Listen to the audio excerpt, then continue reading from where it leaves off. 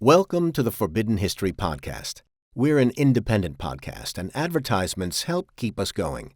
Ads are automatically placed and not specifically chosen or endorsed by us unless read by me, the host. Thanks for supporting the show.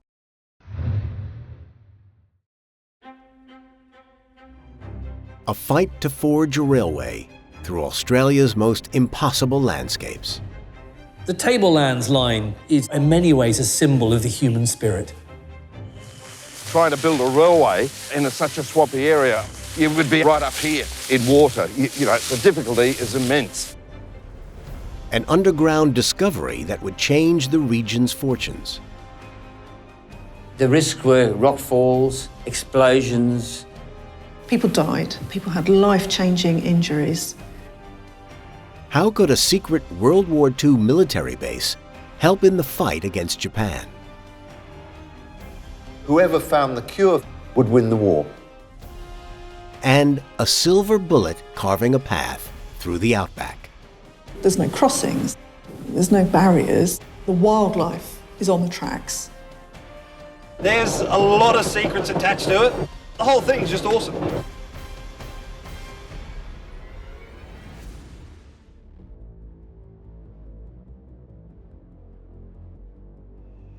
The Tablelands line is serious railway building.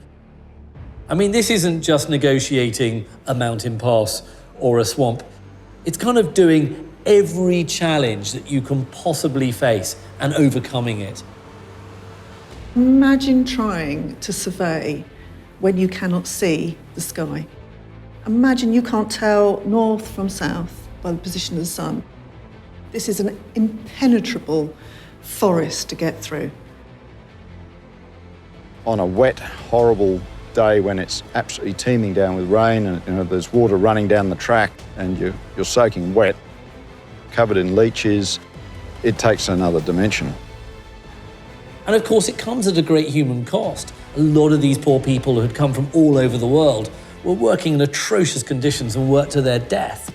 But the fact that it takes nearly a quarter of a century to build this line means that there were people there who were never going to give up, no matter what was being thrown against them. Built in the northeastern tip of Australia, in the state of Queensland, the original railway line of the network stretched from Cairns on the Pacific coast and finished inland at the town of Herberton. Duncan Ray is a local adventurer. This area between Herberton and Chillagoe has the most diverse geology of any place in the world. You find pretty much everything here. Tin, gold, silver, copper, indium, antimony. It's just endless. This railway line was built to make money for the mining industry, but it ended up playing its part in the biggest conflict the world has ever seen. We tend to think of the Second World War as quite a European-centric conflict, but of course the war in the Far East was just as big, if not more so. Australia, of course, was right in the forefront of this war, and not many people know that Queensland became one of the major Allied bases in the region. What's really important about the story of this railway line is that it tells us so much about what Australia did for the fight against the Japanese. Away from the public eye, the railway line was helping with a huge military project. Joe Barnes's father was part of the Australian Army during the war. The whole war here is a bit of a secret. The Japanese attacked Pearl Harbor and were moving into the Pacific. Australia was next in line. In February 1942, they bombed the northern tip of the country. The whole nation was under threat. There was a line drawn across Brisbane called the Brisbane Line. It was said that, we'll lose all that part of Northern Australia, we'll get it back later. The General Blamey saying, no, we won't do that, we will defend. How did this region and its railways end up playing a role in the fight against Japan? To find out, we need to go back to the days of the Industrial Revolution. At the end of the 19th century, the whole world is exploding. It's going crazy for raw materials to build towns and railways and infrastructure. And top of the list of desirable items is tin. Prospectors were searching the tablelands for raw materials to mine. Local historian Mary Searston returns to the place where it all started. The whole reason for the Herberton tin field was in fact a rock which was picked up by the original prospectors, and the funny part about it is they didn't recognise it as ore until an emu came screaming down those hills and kicked its foot against a rock like this and went limping away. They smelt it and got a little tiny weeny bit of tin, or so the folklore says. The gleams that you see are pure tin oxide. It was just so rich. 71% of this rock at least was just pure tin.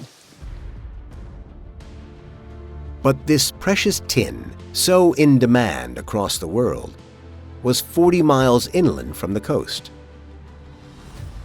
Nature doesn't put tin in convenient places.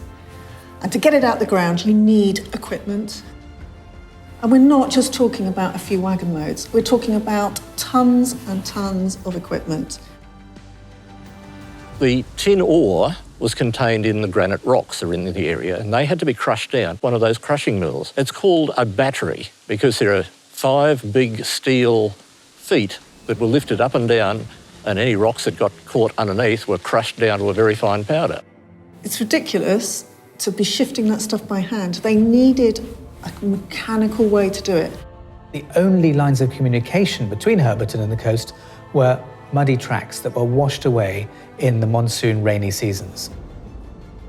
6 months to travel the 40 miles across rainforest, bogged to the axles at times. Compare that to the railways. That same piece of equipment probably be here in Herberton the next or the day after. A railway line was the answer. But first, they would have to conquer nature. As a railway engineer, if you want a challenge, the Tablelands Railway will give it to you. It starts off in the mangrove swamps, heads into rainforest, and then through the mountains.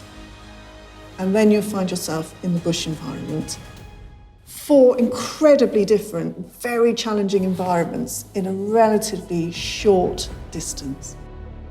The 40 miles that separated Herberton from the coast didn't only present a challenging terrain, there was also the threatening wildlife. Crocodile-infested rivers, spiders and snakes lurking in the dense forest, and even trees were to be feared. Tim Daniel is an Australian Reserve Army major and a survival expert. One of the dangers in the rainforest is called WWII or lawyer vine. It's a cane and it throws out these little tendrils with recurved hooks on them. If you get into a big thicket of this, it can take you hours because you get tangled up in it. You have to unpick yourself or cut yourself out of it.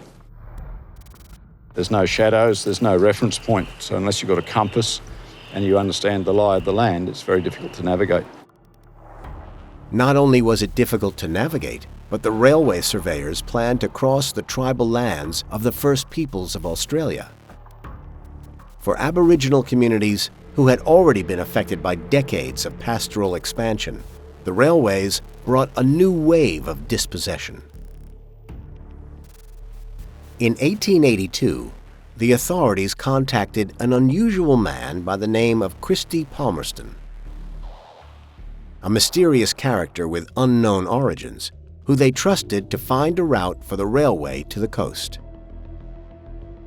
Now, Christy Palmerston was a very important character, well, certainly he thought so. He was a bushman, an explorer. He'd done a lot of work in the Cairns region.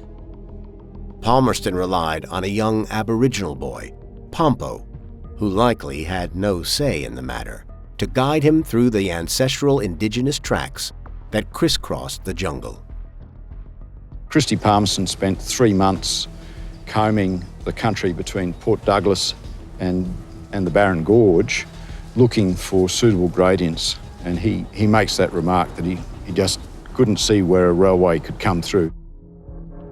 In spite of the impossible landscape, Palmerston eventually put a route forward. He recommended going from Port Douglas, that was then a thriving harbour town in the north. This option avoided having to build any tunnels and included very few bridges. In the end, though, the dwindling town of Cairns was chosen because it was thought to have a better port. But that meant building 15 tunnels and no less than 90 bridges. For better or worse, the line would start in Cairns. Now all they had to do was build it, but that was easier said than done. Building in the tropics meant that the weather was a constant worry. In this area, there is an annual average of 7 feet of rainfall and regular cyclones. Nature threw quite a lot of curveballs up on the line between Herberton and Cairns, but you have to get over it in engineering terms. You have to see each new challenge as something to rise to and to force that railway through. They really did meet an awful lot of challenges. The first hurdle was that Cairns was built on a challenging terrain. They had so much difficulty in trying to build a railway in such a swampy area. You would be up to your knees or right up here in water. You know, the difficulty is immense. And of course, not only swamps, you've got snakes. You've got brown snakes, taipans, black snakes, and leeches, as well as a myriad of mosquitoes, which of course helped spread fever amongst the workers and brought them down very easily. To make it worse, the railway contractors, trying to keep costs low, weren't offering proper health care to their workers. The Cairns Post reported the story of a man who was suffering from a fever. When they got him to the hospital, he had a small hole in the bottom of his back, which was maggot-ridden, and he died in the hospital. And the challenge had just begun. We continue the story after the break.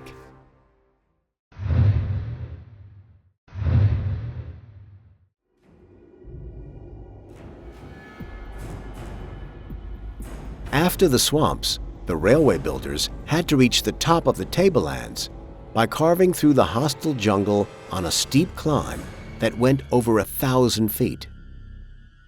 When you set out to map out a railway line, you want to find the flattest spot, the lowest points to take that track through. Following the rivers are a fantastic way to do that. And the Barron River just took you naturally through to where you wanted to go.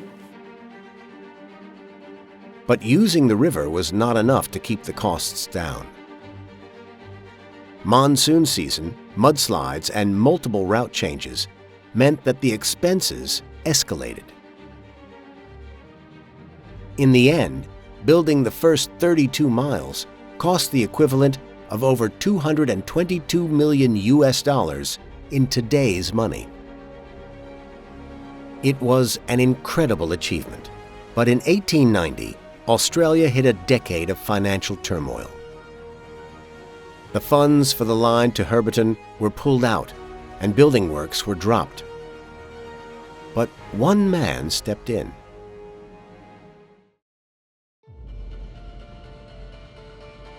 A gentleman by the name of John Moffat, who a mining entrepreneur from the 1880s, decided he could do it. He never overbuilt anything. So his railways tended to be a little bit light on rail size. Starting in 1900, they were put down very quickly. In the next 3 years, he built over 200 miles of railway. These railways linked his mining empire in the west to the existing line. The original route had been completely diverted away from Herberton. One of those lines led to the town of Irvinbank. John Moffat set his whole empire up based on this little community here. This and Herberton became the premium mining towns of North Queensland. and probably the centre of tin mining in Australia. One of Moffat's most lucrative deposits was based just outside Irvinbank. Vulcan Mine was the deepest tin mine in Australia and yielded some of the purest tin in the world at the time. The railways and the mines had a workforce that made themselves heard, and it's no coincidence that the first socialist government in the world was elected there back then. Albeit for a week only.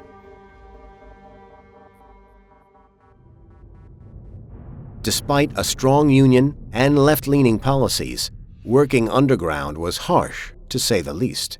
The decision to go and work in a mine is never going to be easy. It's never going to be anyone's first glamorous job to take up. You go there to earn money, and you do earn good money, but at what cost? Time has stood still in these abandoned mines. Objects left behind by the last workers give a snapshot of life underground at the turn of the 20th century. It's hot and sticky in here, and when they're working in here, they would be covered in dust. Some of them got meningitis and died from that. The risks were rock falls, explosions.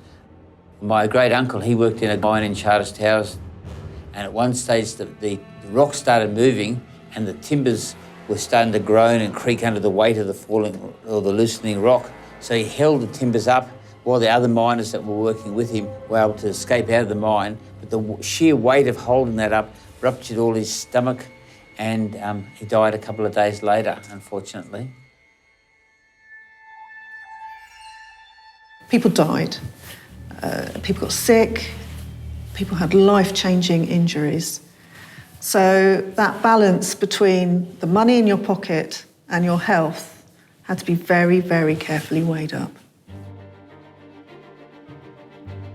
After the Australian Depression was over, the train line carried on, growing south, and finally reached Herberton in 1910. Mining by then was not as lucrative as it once was, but the lines took on other purposes. They were used for timber trade, railway ambulances, and for transporting students on their way to school. In the 1940s, though, something very strange happened to the region. With the Second World War, this area in the middle of nowhere exploded. Suddenly you've got thousands of troops coming and going. World War II brought a huge spike in railway traffic in the region. It went up by 66%. And notably, on the Cairns to Herberton line, in one 24-hour period, there were 43 trains, as opposed to the usual sleepy 1 or 2. But why was there so much activity in this remote part of Australia? Australian troops fought all over the world during the Second World War. They fought in North Africa, the Middle East. They fought defending Singapore and Thailand, Burma, you name it. But they also fought on the island of New Guinea, which is just under 100 miles from the Queensland coast. So this is right on Australia's doorstep. This is fighting for the defence of the homeland. The fight in New Guinea was so close that people living in Cairns said that they could hear the bombs. They needed a military base in Australia to support the Allied fight, and they found it in the Atherton Tablelands.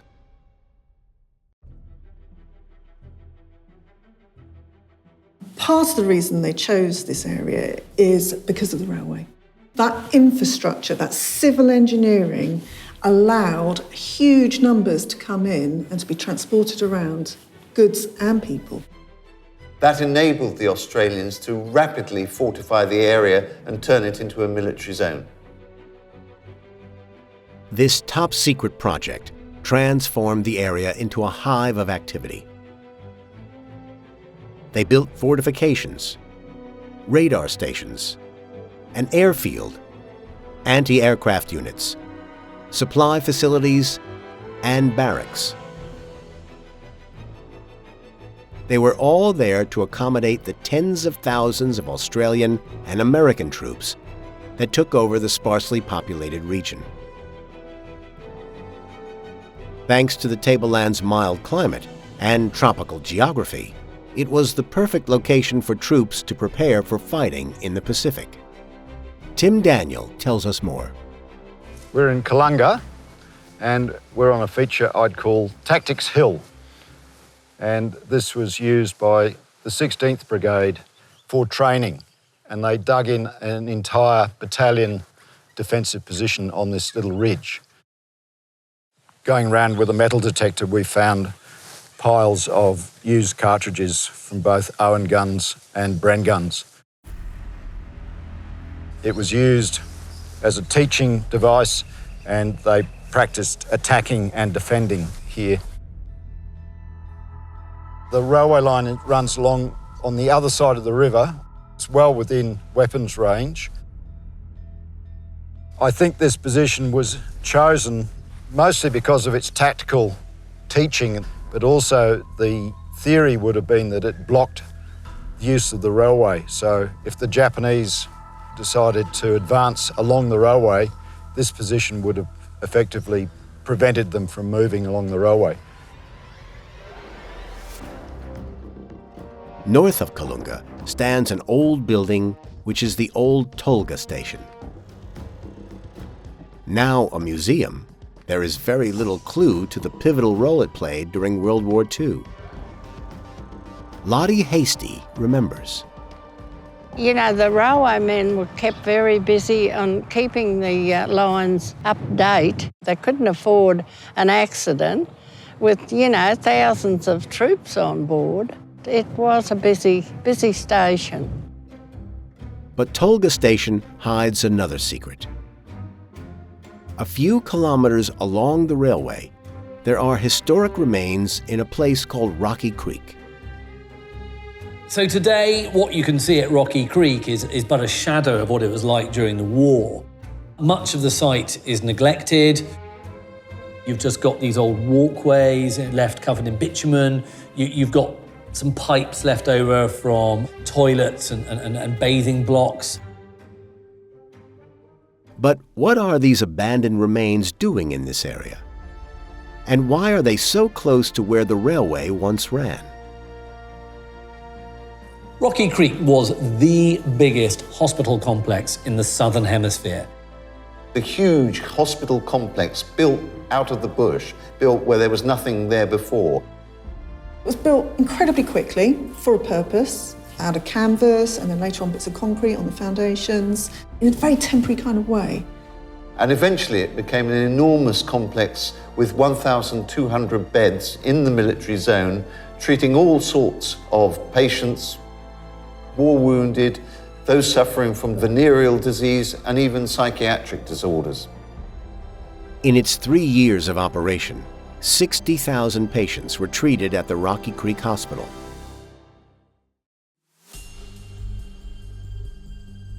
Today, the only standing building that remains is a structure they call the Igloo. This igloo was built as a temporary building 73 years ago, put up very quickly, and it was used as an entertainment place. The stage was used for vaudeville acts and travelling shows that came through to entertain the troops. There were dances held here, and there were nurses, of course, who were working at the hospital, and there was a great deal of exchange between the Americans and the Australians.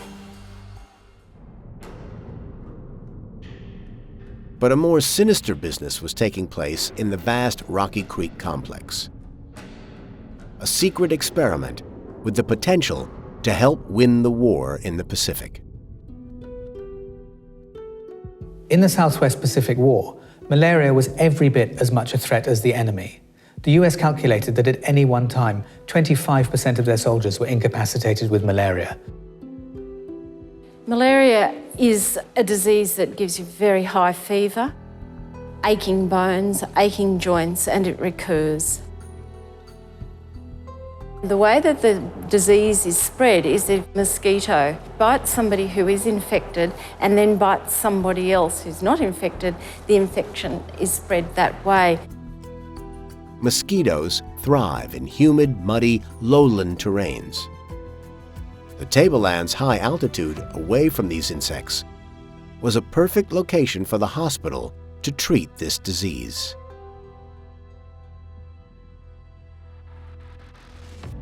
Among the more controversial experiments carried out at Rocky Creek was malaria injections.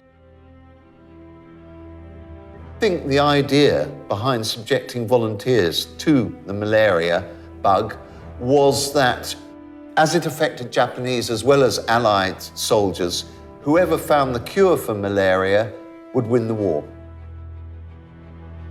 Finding a solution for this disease would have given a tactical edge in the South Pacific fight, so no effort was spared.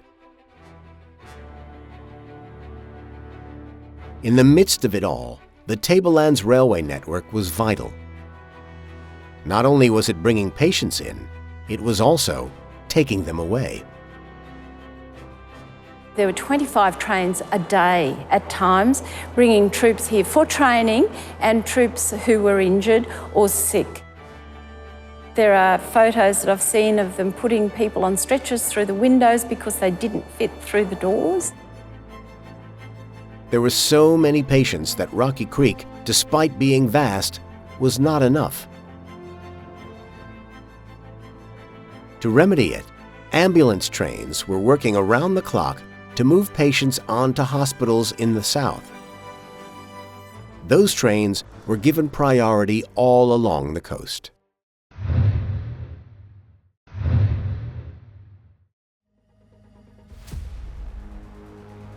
After the war, the Tablelands transport system was completely transformed. While the troops left behind brand new roads, they also left a railway network in tatters. The railways suffered extreme wear and tear during the war because they simply hadn't been designed to be used at that intensity. So they required quite a lot of work afterwards to bring them back into a good condition. Dr. George Skeen is a local historian who worked for the railways from 1967 to 1997. I met many people from all over the world. People from different cultures and had a good time. You had a bed, single mattress, 2 plates, spoon, knife and fork, a water bag, and the work was very hard. The government was transforming the basic lines that had been built for the mining industry into reliable, sturdy structures. I worked on bridges. I was always shaking. I didn't like heights. The risk was crocodiles in bridges. They had people in cages that go down and check the piles in the water. Because salt water is very, I think it erodes timber or something, very quick. But while the tracks were being refurbished, the roads were becoming more and more prevalent. By the late 1980s, trains had stopped being lucrative, and much of the Tablelands Railway network was closed. A page was turned. The building of the railways had changed so much for settlers, but also for indigenous communities. Sisters Daphne Miller and Desley Mosquito are descendants of the Jurtable people. It did disrupt our way of living back then, and probably a little bit more frightening than anything, not knowing what's happening. It became something that we had to adjust to and depend upon. The railway was our mode of transport. It was just so easy to go over the road and catch it and travel from here to Cairns. And so it became part of our lifestyle. It was everything to us. Got us where we wanted to go. The closing down of the railways have left many people with a sense of nostalgia. But luckily, there is a group of people who are making sure that the past is not completely gone. The Kuranda Scenic Railway still covers the rainforest section of the line. Will Kemp is one of the two drivers. We get to move through awesome landscapes, and we get to move a train along a line that's, now the best part of 110 years old. The line's pretty old, pretty unique. The whole thing's just awesome. Lee and I are always hearing new stories that have happened years and years and years ago. One particular one was a couple of years ago. As I told everyone who were coming into this old mining town, I had a passenger come and I got really, really excited. He was an older gentleman, but his father was actually a miner in that town and had been killed in a mining accident before this passenger was born, so he never even met his father. He had no idea that the train travelled through that town, so it held a lot of meaning to him, and I'm sure that there's 100, 1,000 stories that we are still yet to hear. Back in Herberton, the railways have left another legacy. The Tablelands Railway has seen over 130 years of human activity. That's a lot of stories, and it still continues today. There are volunteers out there working, keeping things going. Around 35 men volunteer here, along with Rocky the dog. They meet up twice a week in a combined effort to keep the original railway line alive between Herberton and Atherton. The workshop started about 7 years ago. The workshop being built 4 years ago, and that's when we got our steam locomotives in and our equipment. The volunteers are also working along the railway line, and it brings home what it must have been like for the early railway builders. Working on a railway in the late 19th century is hard work. You've got tools to an extent, you've got machinery, but only very limited. And it's still hard work. And one thing that hasn't changed in 130 years is the climate. When it rains, it really rains. And when it's sunny, it's incredibly sunny. So for the volunteers out there today, yes, they might have slightly better hand tools and better machinery. I really hope they have. But the climate, that's still a tough challenge.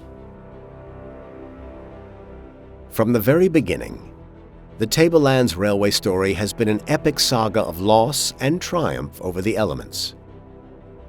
And its original line has now left its mark on the region. Cairns hadn't got the railway. If it had been Port Douglas, they would have been the centre. No, it really did make a world of difference. Cairns became a pivotal place for export and import for far north Queensland, and it's what set this region going as a major centre in far north Queensland. But it also had a further reaching impact, and the irony of its success is that it ultimately brought about its own demise. This particular railway line, when they built it, it's civil engineering. It's creating a safe way to move an awful lot of material over quite a long period of time.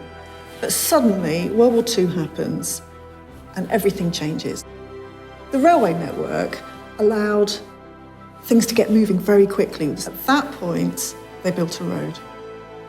So the success of the infrastructure of the railway brought the road, and the road actually condemned the railway. There is much to be learned from these abandoned tracks. The Tablelands line, are in many ways a symbol of the human spirit. You realise that it was built for a reason that no longer exists. And so therefore you look at it and you think, maybe it's just a bit of a folly. But actually what happened during the Second World War with the Tablelands line makes you remember that what looks useless today could be very, very useful tomorrow. But above all, it has left its mark on the lives of those who have either worked or traveled along its lines. And no doubt, the next generation will ensure its legacy lives on. Thanks for exploring the past with us today. If you liked this episode, please be sure to follow for more. We post new episodes every Tuesday and Thursday. Don't forget to leave a comment below, and feel free to leave us a rating or review. Your feedback helps us reach more listeners like you. And for more from the Like a Shot Network, check out Where Did Everyone Go? Histories of the Abandoned, a deep dive into the incredible stories behind forgotten places. Available now on your favorite podcast platforms. Thanks for listening.